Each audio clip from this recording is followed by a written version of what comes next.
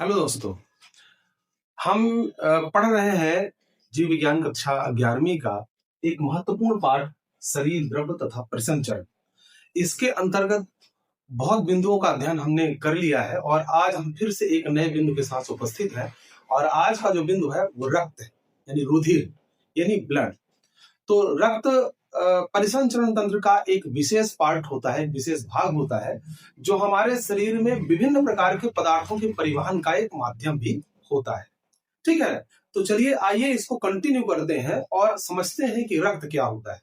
दोस्तों, रक्त वाला जो चैप्टर है 2 से 3 पार्ट में हम पूरा करेंगे, क्रमशः थोड़ा थोड़ा करके, जिससे पूरी चीजें, पूरे बिंदु जो है बारीकी से कवर हो सके। तो इसलिए थोड़ा थोड़ा करके समझते हैं, जिससे हर एक जो इसका पहलू है, हर एक बिंदु जो है वो पूरा हो सके। ठीक है, तो आइए आज बात करते हैं इसकी कुछ प्रारंभिक बातें। तो रक्त है क्या, पहले तो ये समझते हैं। रक्त क्या है? एक तरल संयोजी ऊतक है। रक्त क्या है? एक तरल संयोजी ऊतक है। ठीक है, तो पहली बात तो यही है, कई बार यही से प्रश्न बन जाता है कि रक्त क्या होता है?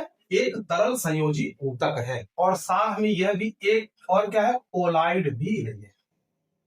ये कैसा है? कोलाइड है। ठीक है, तो दो बातें यहां से आपको ध्यान में रख लेनी है। एक तो यह है, एक कनेक्टिव टिश्यू है। कैसा है? लिक्विफाइड कनेक्टिव टिश्यू है। ठीक है ना, एक बात तो यहां से ध्यान रखना है, लिक्विफाइड कनेक्टिव टिश्यू। और दूसरा क्या है, यह एक, इसकी जो संरचना होती है कैसी होती है? कोलाइडियल होती है, अर्थात कोलाइड होता है। ठीक है ना, तो एक ऐसा समझ लें कि रक्त जो होता है एक संयोजी ऊतक है जो लिक्विड फॉर्म में होता है। ठीक है ना, और साथ में इसकी जो संरचना होती है कैसी होती है? कोलाइडियल। दो बातें। अब यदि हम इसके पीएच मान की बात करें, जो बहुत ही महत्वपूर्ण है, इसका पीएच मान जो होता है वो कितना होता है? लगभग 6.7 से लेकर के और 7.35 होता है। अर्थात यदि एवरेज में हम मान के चले तो 7 से थोड़ा ज्यादा होता है। तो जब 7 से थोड़ा ज्यादा हो तो इसकी प्रकृति कैसी हो जाएगी? तो क्षारीय हो जाएगी। कैसी हो जाएगी इसकी प्रकृति? क्षारीय हो जाएगी, क्योंकि इसका जो पीएच मान है वो 7 से थोड़ा ज्यादा है। कई बार 7 से कम भी हो जाता है और 7 से ज्यादा भी हो जाता है, थोड़ा पॉइंट में कुछ आगे कुछ पीछे हो जाता है। तो इससे ये इसका प्रकृति, इसकी जो प्रकृति होती है वो क्षारीय होती है। ठीक है ना। फिर दूसरी बात यहां पे यदि बात करें कि जो रक्त होता है, यदि मनुष्य की बात करें तो लगभग कितना होता है? तो हम ये मान लीजिए शरीर का जो भार होता है, जो मनुष्य के शरीर का जो भार है, भार, इसका लगभग 7 से 8% होता है। यानी ये अनिवार्य भी है कि जितना शरीर का भार है उसका 7 से 8% भार क्या होता है? रक्त। यानी एवरेज यदि किसी मनुष्य की बात करें, वयस्क मनुष्य में, तो वयस्क मनुष्य जो होता है, वयस्क मनुष्य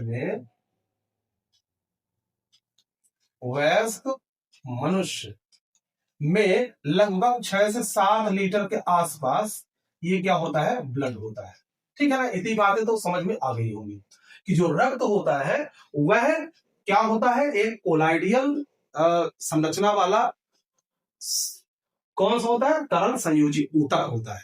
कोलाइडियल संरचना वाला तरल संयोजी ऊतक कौन होता है? रक्त होता है। शरीर के भार का लगभग 7 से 8% ये होता है। और वयस्क मनुष्य में यदि देखें तो ये लगभग लगभग 6 से 7 लीटर क्या होता है? ये पाया जाता है। ठीक है ना। अब दूसरे बिंदु में यदि हम बात करें तो इसके कार्य की थोड़ा सा बात कर लेते हैं। कार्य क्या? क्योंकि देखिए क्या होता है कि कार्य से कई बार प्रश्न भी पूछे जाते हैं, और ये क्रम भी है कि हम पहले इसके बारे में जानें, फिर कार्य की बात करें, फिर इसकी संरचना में हम आते हैं। तो देखिए कार्य क्या है? पहली बात तो ये कि ये परिवहन का माध्यम है। परिवहन का माध्यम है। ठीक है, माध्यम है।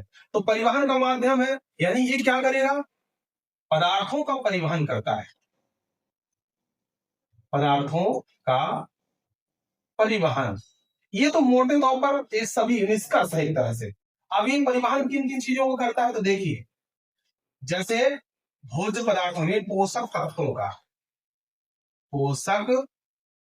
तत्वों का परिवहन। ठीक है, नंबर दो में गैसीय परिवहन। गैसीय परिवहन।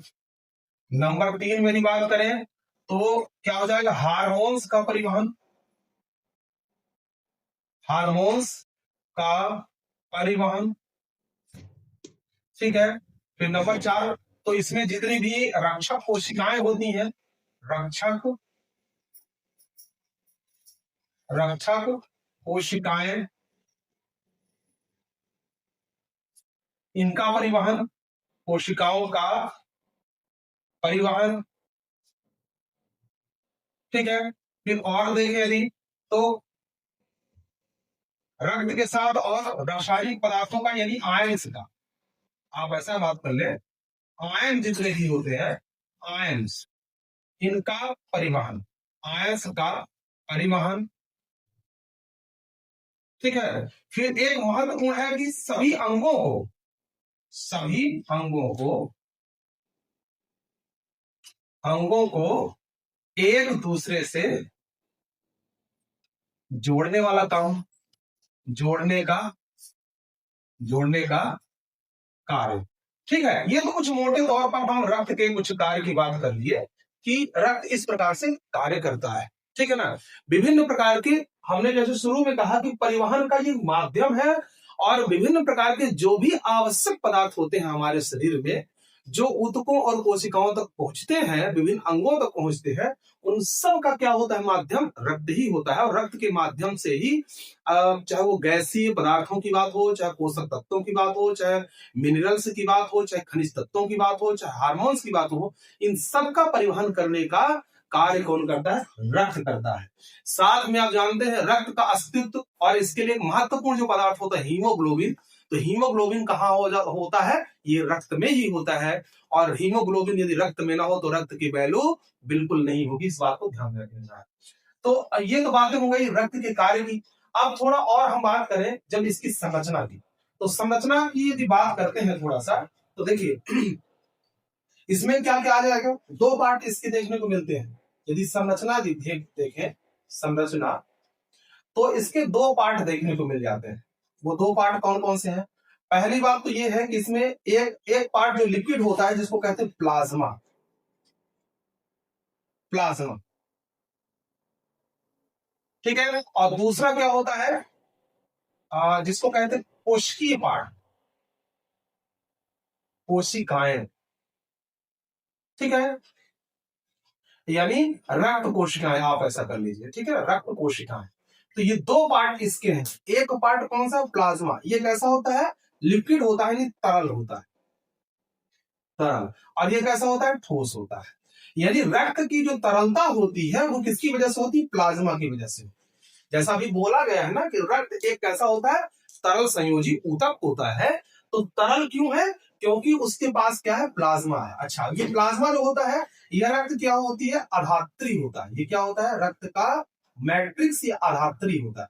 ठीक है ना। यानी रक्त की अधात्री यदि हम बात करें तो क्या होता है यहाँ पर, जो प्लाज्मा है, कई बार यहां से प्रश्न आ जाता है, क्योंकि संयोजी ऊतक की विशेषता ही होती है कि उसमें कोई ना कोई अधात्री होती है, कोई ना कोई उसका एक मैट्रिक्स होता है। तो जो रक्त होता है, रक्त का मैट्रिक्स क्या होता है वीर, ये होता है प्लाज्मा। यानी जो प्लाज्मा होता है रक्त की अधात्री होती है, इस बात को भी ध्यान रखना है। क्यों अधात्री है, क्योंकि कोशिकाएं जो होती हैं, रक्त कोशिकाएं जो होती हैं, वह क्या होती है, इसमें रक्त के प्लाज्मा भाग में ही धसी होती है, उसी के साथ मिल करके प्रवाहित होती रहती है, पहुंचती रहती है एक दूसरे जगह पर। ठीक है। तो प्लाज्मा क्या है, एक तो तरल भाग है, रक्त का तरल भाग है, और दूसरा क्या है, ये रक्त की अधात्री है। अब ये पूरे रक्त का लगभग मान के चलिए 55% भाग होता है। कितना होता है, 55% भाग होता है। और जो कोशिकाएं होती हैं, ये पूरे रक्त की 45% भाग बनाती है। ठीक है। तो रक्त प्लाज्मा कैसा होता है, 55% होता है। और जो कोशिकाएं यानी कोशिकीय जो पार्ट होता है, कोशिकाएं जो होती हैं कितने प्रतिशत भाग बनाती हैं, वो 45% होती है। ठीक है ना। अब देखें तो जो रक्त प्लाज्मा होता है, और इसकी क्या खास बात होती है कि यह विभिन्न पदार्थों का संवहन करता है, यानी परिवहन करता है। यानी परिवहन में कौन भूमिका निभा रहा है, कोशिकाएं नहीं निभा रही है, कौन निभा रहा है, रक्त प्लाज्मा। यानी रक्त प्लाज्मा में विभिन्न प्रकार के पोषक तत्व, खनिज पदार्थ, आयंस हार्मोन्स, गैसियस जितने भी पदार्थ होते हैं वो सब के सब कहां पाए जाते हैं? प्लाज्मा में। यहां तक कि रक्त कोशिकाएं भी प्लाज्मा में ही पाई जाती हैं। तो प्लाज्मा में जितने भी पदार्थ समाहित होते हैं उन सभी पदार्थों को यहाँ पे ध्यान में रखना है। ठीक है, ये तो बात हो गई प्लाज्मा से संबंधित। कार्य तो वही है जो रक्त का है, जो रक्त कार्य कर रहा है वो प्लाज्मा ही कर रहा है। ठीक है ना। अब हम थोड़ा सा और बात करते हैं और इसको बढ़ाते हैं कोशिकी पार्ट में। तो आप जानते हैं रक्त में कितने प्रकार की कोशिकाएं हैं? तो 3 प्रकार की। एक कौन सी होती है? लाल रक्त कोशिका, लाल रक्त कोशिका, जिसको हम क्या बोलते हैं? RBC, RBCs. ठीक है ना। और दूसरी कौन सी होती है? श्वेत रक्त कणिका, श्वेत रक्त कणिका या कोशिका। ठीक है, इसको हम क्या बोलते हैं? WBCS। ठीक है ना। और तीसरी क्या होती है? रक्त पट्टिका, रक्त पट्टिका, जिसको हम क्या बोलते हैं? प्लेटलेट्स बोलते हैं, प्लेटलेट्स बोलते हैं। ठीक है, तो ये 3 प्रकार की कोशिकाएं इसमें है। कौन कौन? एक आरबीसी, दूसरी WBC और तीसरी प्लेटलेट्स, यानी लाल रक्त कोशिका, श्वेत रक्त कोशिका और साथ में रक्त पट्टिका। इन तीनों का प्रारंभिक और संक्षिप्त परिचय हम दिए दे रहे हैं और इसके बाद इनको एक एक करके अलग वीडियोस में या विस्तृत रूप से हम लेके आएंगे। ठीक है ना। तो इस प्रकार की जो यहाँ पे टॉपिक्स हैं इनको हम फिर अलग से लेके आएंगे। अभी फिलहाल इनके बारे में थोड़ा थोड़ा परिचय हम आपको बता दिए। ठीक है ना। तो लाल रक्त कोशिका जो होती है, जैसा इसका नाम है, लाल कलर की होती है। कैसी होगी? लाल होगी। ठीक है ना। दूसरी बात यह है कि इसमें हीमोग्लोबिन, हीमोग्लोबिन जो आपको डॉक्टर बताता है ये हीमोग्लोबिन की कमी है, रक्त की कमी है, तो ये हीमोग्लोबिन कहाँ पाया जा रहा है? आरबीसी में ही पाया जाता है, यानी कि लाल रक्त कोशिका में ही पाया जाता है। ठीक है, तो कुल मिलाकर के जो हीमोग्लोबिन है वह लाल रक्त कोशिका में पाया जाता है और लाल रक्त कोशिका की वजह से ही रक्त का जो कलर होता है कैसा होता है? लाल होता है। ठीक है ना। दूसरे नंबर में जो कोशिका है वो कौन सी होती है? श्वेत रक्त कोशिका। इनको कहा जाता है हमारे शरीर की सैनिक, क्योंकि ये हमारे रोग प्रतिरोधकता के लिए जिम्मेवार है और रोगों से लड़ने के लिए भी जिम्मेवार है, यानी हमें संक्रमण से ये बचाती है। कौन? श्वेत रक्त कणिका, जिसको हम कहते हैं WBC। और तीसरे प्रकार की जो कोशिका होती है जिसको हम कहते हैं प्लेटलेट्स, यानी रक्त पट्टिका, यह क्या होता है? रक्त का थक्का बनाने में मदद करती है। रक्त का थक्का कहाँ बनाने की आवश्यकता होती है?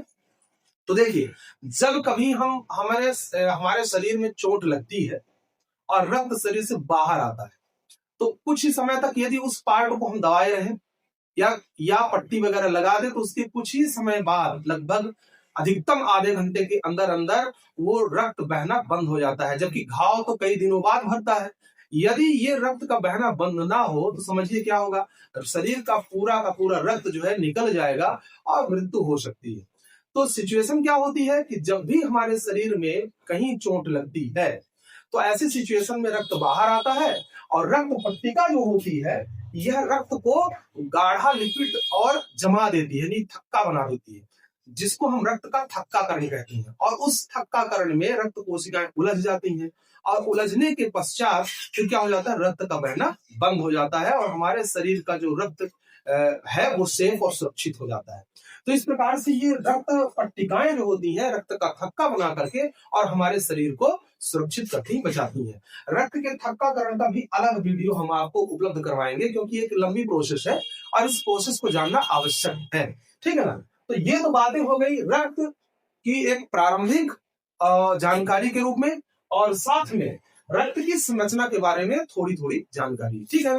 नेक्स्ट वीडियो में हम लेकर के आएंगे आरबीसी के बारे में, आरबीसी की संरचना और आरबीसी के कार्य और इसके बारे में जो विशेष बातें हैं इन सभी को। ठीक है। तो क्रमशः करके हमारे साथ आप बने रहिए। क्रमशः करके एक एक टॉपिक्स छोटे छोटे बिंदुओं के रूप में हम आपके पास लेके आएंगे। और आपको पता ही है कि छोटे छोटे जो बिंदु होते हैं इन्हीं को हम इकट्ठा करते और पूरी जीव विज्ञान पढ़ लेंगे। अभी कई पाठों को हम पढ़ चुके हैं इसी प्रकार से, तो इसमें समय भी कम लगता है और हमको ज्यादा से ज्यादा चीजों को हम कवर भी करते हैं। तो जुड़े रहिए हमारे साथ और इसी तरह से हमारा सपोर्ट करते रहिए। धन्यवाद।